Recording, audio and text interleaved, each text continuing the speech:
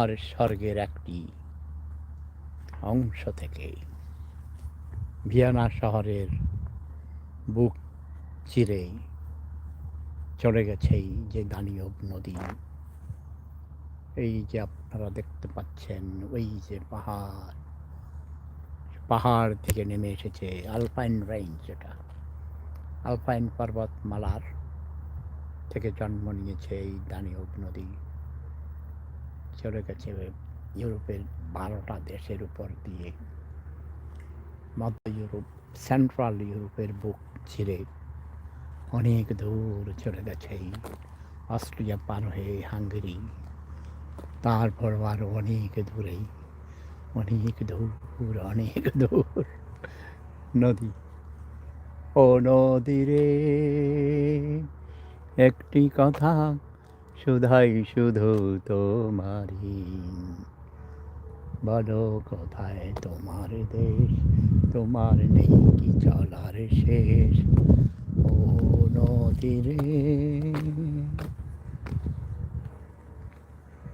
এই যে মানুষ, কেউ বসে আছে, কেউ হাঁটছে, কেউ সাইকেল চালাচ্ছে, এই যে কেউ সাইকেল চালিয়ে যাচ্ছে একরামণি। এই যে হাজব্যান্ড ওয়াইফ তাদের কুকুর নিয়ে ঘুরতে এসেছে।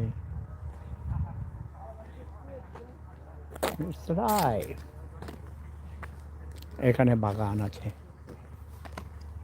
যাদের শখ বাগান করার তারা এইখানে এইভাবে জায়গা নিতে পারে, প্লট। আমাকে বলেছিল আমার বন্ধু ডক্টর আলেক্স, বলেছে তোমাকে আমি জায়গা নিয়ে দিব, তুমি এখানে বাগান করবা।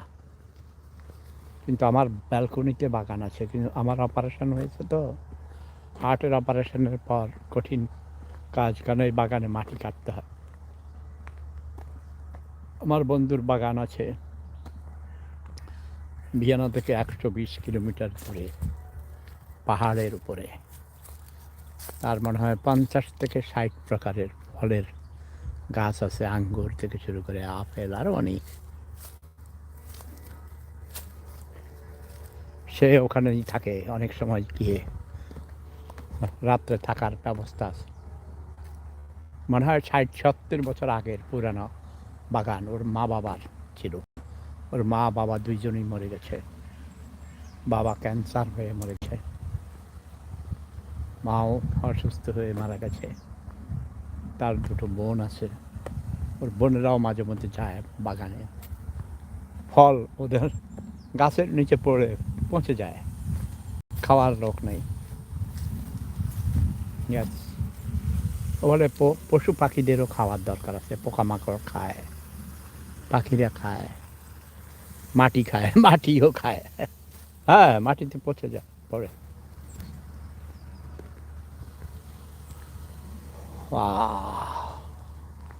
ক্লান্ত, আজ সারা রাত ঘুম আসেনি।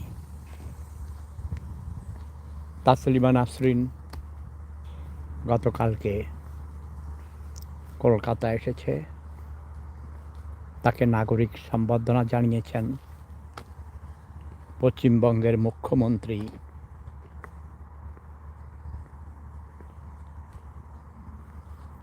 অধিকারী, মিস্টার অধিকারী। কি অধিকারী যেন, তাসলিমা নাসরিনের খুব ভক্ত। তাসলিমা নাসরিনকে সেকুলার মুভমেন্টের নেতা কলকাতায়, কি যেন নাম, তাসলিমা নাসরিনকে ইনভাইট করেছেন। তার অনেক বই, অনেক তার জীবনী, তাকে নিয়ে অনেক বই লিখেছে অনেকেই। সেই বইগুলো তিনি মোড়ক উন্মোচন করেছেন। অনেকে তাকে নিয়ে ব্যবসা করছে, এটা আমি বলছি। অনেকেই, তাসলিমা নাসরিন নিজেও বই লিখে লিখে ব্যবসা করা তাদের একটা উদ্দেশ্য, এবং সামাজিক আন্দোলন, মানুষকে সচেতন করার জন্যে লেখার দরকার আছে। তো সে একজন দুঃসাহসী লেখিকা। এরকম সবাই করেছে, কবি, সাহিত্যিক, বুদ্ধিজীবীরা বই লিখে লিখে কোটি কোটি টাকা বানিয়েছে। বিশ্বকবি রবীন্দ্রনাথ, বিদ্রোহী কবি কাজী নজরুল ইসলাম, তারাও তো বই লিখে লিখে কোটি কোটি টাকা বানিয়েছে, খ্যাতি অর্জন করেছে, মানুষের শ্রদ্ধা পেয়েছে, সমাজ পরিবর্তনের জন্য কাজও করেছে। তবে ওরা যে সমাজ পরিবর্তনের কথা বলেছে, আসলে কোনো পরিবর্তন হয়নি। আমূল পরিবর্তনের দরকার ছিল। তারা সমাজে আরও ধর্মকে প্রতিষ্ঠিত করেছে। কাজী নজরুল ইসলাম নিজের সাথে নিজে সেলফ কন্ট্রাডিক্টরি কথাবার্তা বলেছে। মসজিদেরই পাশে আমায় কবর দিও ভাই, কবর থেকে যেন আজ মুয়াজ্জিনের আজান শুনতে পাই। তার মানে সে ধার্মিক ছিল। ধর্মই সকল ধর্মের মূল, একথা সে বিশ্বাস করেনি। সে ধর্মকে প্রতিষ্ঠিত করেছে। কোথাও কোথাও যদিও তাকে কেউ কমিউনিস্ট বলতো, নাস্তিক বলতো কখনো কখনো, কিন্তু সে কখনো নাস্তিক ছিল না, ধর্মের বিরুদ্ধে ছিল না। রবীন্দ্রনাথও ধর্মবাদী ছিলেন। কারণ ধর্মবাদী যারা ধর্ম প্রতিষ্ঠা করার জন্যে লিখেছে, পয়সা কামাইছে, তারা সমাজের ক্ষতি করেছে, উন্নয়নের পথে বাধা সৃষ্টি করেছে। সালমান রুশদিকে আমি ধন্যবাদ জানাই। তিনি দি স্যাটানিক ভার্সেস গ্রন্থে ধর্মকে সমালোচনা করেছেন। তাসলিমা নাসরিন সমালোচনা করেছেন, কিন্তু তারা ধর্মকে সমালোচনার অর্থ এটা নয় যে কটাক্ষ করেছেন বা অসম্মান করেছেন। এখন অনেকে মনে করে, যদি একটা কথা যেমন একটা উদাহরণের জন্য আমি বলি, এগুলো আলোচনায় অনেক আসে, ইন্টেলেকচুয়ালদের মধ্যে যখন আলোচনা হয়, আমরা যেমন পাল্টকে অনেক সোশ্যাল মিডিয়াতে ডিবেট করেছি, তখন এসব নিয়ে আমরা কথা বলতাম। তার জন্য প্রচুর লেখাপড়া করতে হয়, জানতে হয়, না জেনে ভুলভাল বললে হবে না। যেমন বলা হয়, আমাদের প্রিয় নবী হজরত আহমদ মুস্তফা সাল্লাল্লাহু আলাইহি ওয়াসাল্লাম অনেক বড় দয়ালু ছিলেন। ওই ছোট্ট মেয়েটা খেলে, এই যে ওরা এখানে ঘুরতে এসেছে, এখানে গাড়িতে থাকে, এই যে গাড়ি আছে এগুলো ফ্যামিলি সহ, ওই যে পাথর টুকরা কুড়াইতেছে, যে কেউ নিচে শুয়ে আছে, এই যে অপূর্ব সুন্দরী লাস্যময়ী তরুণী হেঁটে যাচ্ছে নদীর পাড় দিয়ে, এই যে বাচ্চা, এই যে স্লিপিং কোচ, ওর মা বাবা আছে নিচ্ছে, গাড়িতে ঘুমানোর জায়গা আছে, সুন্দর বেড আছে, টয়লেট আছে ভিতরে, এভরিথিং। ওই যে বাচ্চার মা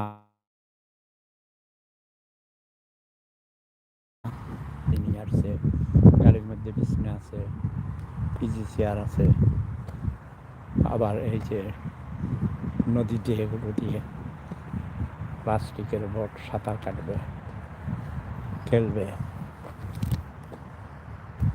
অনেকে আছে ওই যে মাছ ধরে, কত রকমের খেলা। ওই যে সাইকেল দিয়ে ওই পাড়ে যাচ্ছে, কেউ পিকনিক করে, গ্রিল পার্টি করে। আজকে ছুটির দিন, বিভিন্ন জন আসবে। তো কি বলছিলাম, যে আমাদের প্রিয় নবী হজরত আহমদ মুস্তফা সাল্লাল্লাহু আলাইহি ওয়াসাল্লাম অনেক দয়ালু ছিলেন, দয়াল নবী বলা হয়। তো বললো যে দয়াল নবী এত বিবাহ করেছেন কেন? বলেছেন তিনি দয়ালু ছিলেন, বিধবাদেরকে তিনি বিবাহ করেছেন। Very good. তো অনেকে আবার যারা ক্রিটিক, সমালোচক, তারা বলে, তো বিধবা তো তিনি সেই সব নারীদের স্বামীদেরকে হত্যা করে বিধবা করেছেন, কারো বাবাকে হত্যা করে এতিম করেছেন, মা বাবাকে হত্যা করেছেন, তারপরে তাদেরকে অসহায় বানিয়েছেন তিনি, তাদেরকে বিধবা করে অসহায় করে তারপর আবার তাদের সাহায্য করতে গেছেন। তো সাহায্য করতে গিয়েছেন তো বিবাহ করেছেন কেন? বিবাহ করা তো তাকে ভোগ করা, তাকে তার যৌবন উপভোগ করা, তাই না? এগুলো নিয়ে যখন কথা হইতো তখন আবার কত রকম হাদিস, কত কিছু। তারপর আমাদের দেশের হুজুররা এখন যেমন বলে থাকে, আমাদের নবী কি কোনো ভুল করেছেন? নবীজি কি ভুল করতে পারেন? বলে যে না, পারে না। যদি নবীজি ভুল করতে পারেন, ভুল করে থাকেন, তাহলে কি নবী 6 বছরের আয়েশাকে বিবাহ করতেন? বলে, হে যুবকেরা, তোমরাও নবীজিকে ফলো করবে, সুন্নাহ তোমরা পালন করবে। নবীজি 6 বছরের আয়েশাকে বিবাহ করেছেন, বাল্য বিবাহ করেছেন, তোমরাও করবে। এগুলো অযৌক্তিক কথাবার্তা। কোন প্রেক্ষাপটে মহান আল্লাহ রাব্বুল আলামিন আমাদের প্রিয় নবীজিকে বাণী পাঠিয়েছেন ফেরেশতাদের মাধ্যমে? নবীজিকে বলেছেন, হে নবী, আপনি আয়েশাকে বিবাহ করুন। 6 বছর বয়সের সময় আয়েশাকে বিবাহ করেছেন এবং 9 বছর বয়স হওয়ার পর তুলে নিয়েছেন। ঠিক আছে?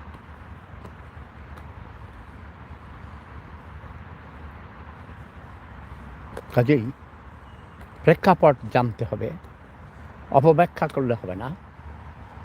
এই যে আমি অল্প সময়ে কিছু কথা বলেছি, এখন অনেকে বলবে এই যে আমাদের নবী কথা বললেই বলে কি বলতেছি এটাও শুনতে চায় না। পাল্টক আছে, ওখানে গালাগালি করতে হবে। আরে আমার মরা মাকে কত গালি দিয়েছে, এখনও দেয়। ফেসবুকে, ইউটিউবে বিভিন্নভাবে আমার নামে মিথ্যা আইডি বানায়, আমার ছবি ইউজ করে, আমার নাম দিয়ে আইডি বানায়, অথচ এগুলো আমি না।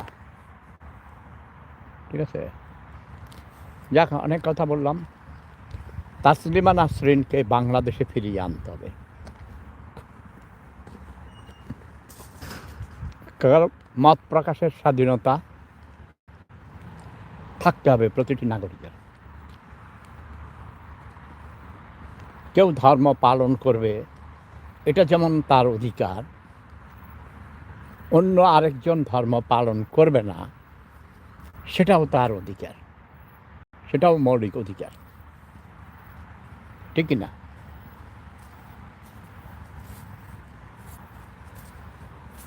এই যে আমি খুব ভোরে ঘুম থেকে উঠে, ভোরে কি আমি মাঝরাতে ঘুম থেকে উঠে জিকির করি, তারপরে বিভিন্ন তাহাজ্জুদের নামাজ পড়ি, তারপরে ফজরের নামাজ পড়ে আমি ঘুরতে বেরিয়ে পড়ি।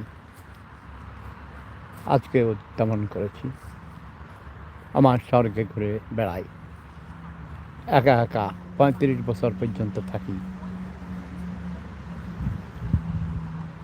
আমার একাকিত্ব দূর করিবার জন্যে মন খারাপ লাগলে আমি শুধু হাঁটি। কিছুক্ষণ আগে আমার ছেলে টেলিফোন করেছে, ও দেখেছে আমি হাঁটতেছি নদীর পাড়ে। সাগর তো না, পাহাড়, ওই দিকে পাহাড়, এদিকে নদী, মনোরম পরিবেশ, সুন্দর পরিবেশ, বসার জায়গা আছে, কিন্তু মানুষ খুব কম। আর ঘুমায়, এখনো অনেক সকাল, এখনো মানুষ ঘুমায়। আর যারা উঠেছে তারা উঠেছে। আজকে ছুটির দিন, রবিবার, সেজন্য অনেকেই ঘুম থেকে ওঠে নাই। ওই যে অনেকে হাঁটতেছে, নদীতে সাঁতার কাটতেছে, সাইকেল চালাচ্ছে। এই যে দেখ, ওই যে মহিলা সুন্দর করে যার মনে করে। এখানে যদি আমাদের দেশে একা একা এইভাবে ঘুরলে ধরে কইতো যে এই টাকাই তো মোবাইল দে, মানি ব্যাগ দে, জামা কাপড় যা আছে সব দে, তোর ক্যাপটা সুন্দর, তোর পাঞ্জাবিটা সুন্দর, প্যান্টটাও দামি আছে, দে সব খোর। জাইঙ্গাটা শুধু নিত না, কারণ জাইঙ্গাতে গন্ধ আছে বুঝুন না, বাকি সব নিয়ে যেত। তারপরে হয়তো বা জাইঙ্গাও নিয়ে যেত, আর দিতে না চাইলে কল্লাটা কাটতে নাড়ি ফুড়ি ফেলে দিয়ে নদীতে ফেলে দিত। সেটার নাম সোনার বাংলা। ঘর থেকে নিয়ে যায়। এই যে দেখেন বাঁশ ঝাড় আছে, তবে এগুলো চিকন চিকন বাঁশ, অন্য জাতের, আমাদের দেশের বরাক বাঁশের মতো না। এই যে এখানে Harbour beach, welcome to the beach.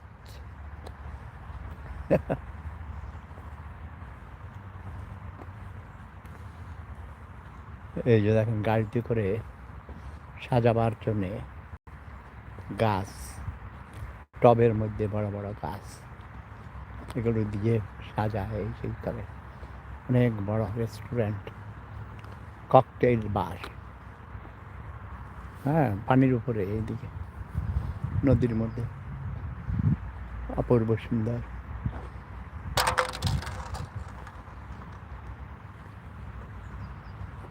ইয়াস, যেদিকে তাকাবে সেদিকেই সুন্দর।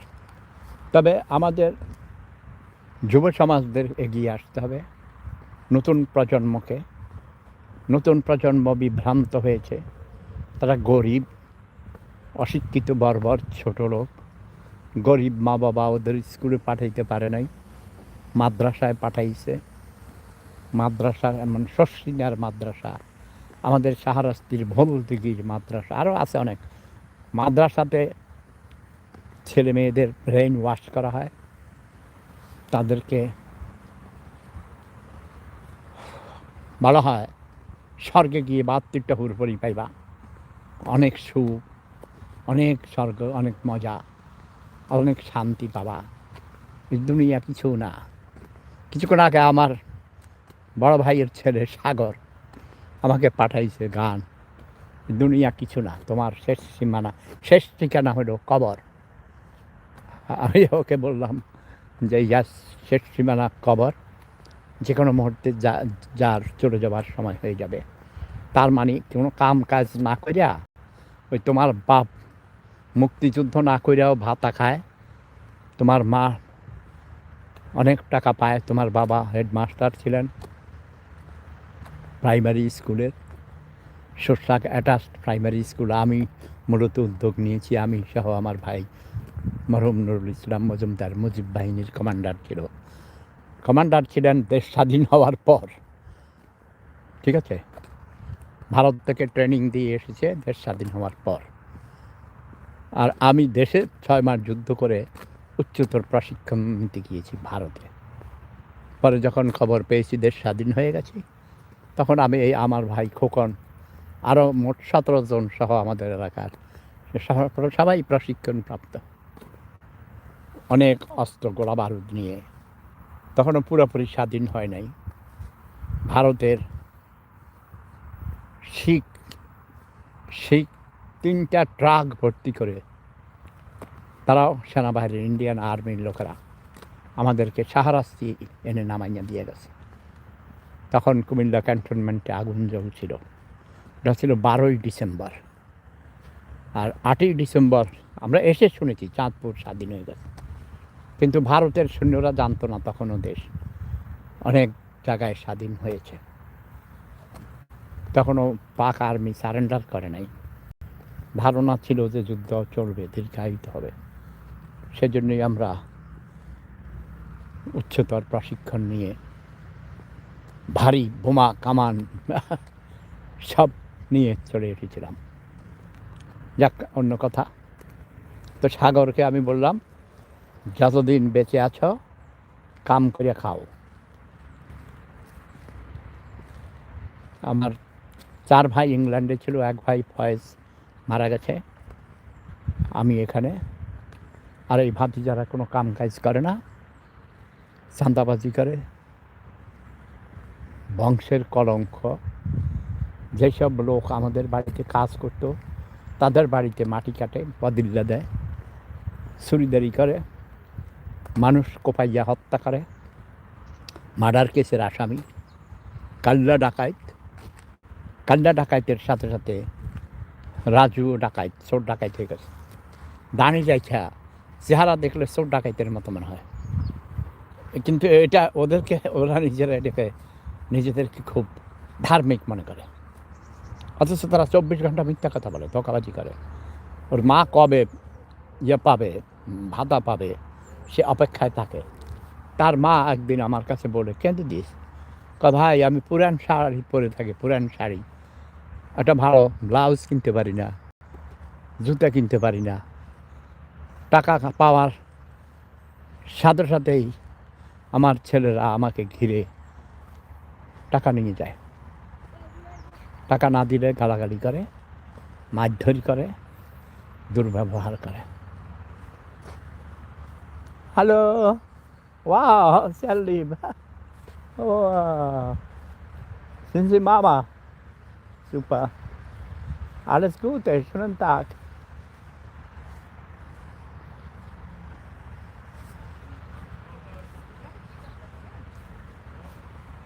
মা বাবা বাচ্চাদেরকে নিয়ে আসছে নদীর পাড়ে। আজ পিকনিক ভাব, নদীতে সাঁতার কাটে, এই যে দেখো সবাই আনন্দ ফুর্তি করে। তো যাই হোক, অনেক কথা। তাসলিমা নাসরিনকে দেশে আনতে হবে, তার নিজের মাতৃভূমিতে বসবাস করার অধিকার তার আছে। যেসব ধর্মবাদীরা ধর্মকে রাজনীতির সাথে মিশিয়ে কলুষিত করেছে, ওই সব ধর্মবাদীদের, ভণ্ড ধার্মিকদের ঝাড়ু মেরে, জুতা মেরে বাংলার মাটির থেকে উৎখাত করতে হবে। আসুন প্রগতিশীল মানুষেরা এগিয়ে আসো। তাসলিমা নাসরিনের মতো, সেফুদার মতো যারা সত্য কথা বলার কারণে, লেখার কারণে নির্বাসিত জীবন যাপন করছে, যেমন আমি 35 বছর যাবৎ নির্বাসিত। কবি দাউদ হায়দার 40 বছরের উপর, 50 বছরের উপর নির্বাসনের থেকে মৃত্যুবরণ করেছেন জার্মানিতে। তার লাশও দেশে নিতে দেওয়া হয়নি, কারণ আমরা আমাদের দেশকে ভালোবাসি, দেশের মানুষকে ভালোবাসি। আমরা মানুষের অধিকার প্রতিষ্ঠিত করতে চাই, মৌলিক অধিকার, basic rights of human being, human rights প্রতিষ্ঠার জন্যে আমরা সংগ্রাম করে আসছি। এটাই আমাদের অপরাধ। সবাই ভালো থাকুন, সুস্থ থাকুন। প্রেম ধর্ম সেরা ধর্ম। Love is power.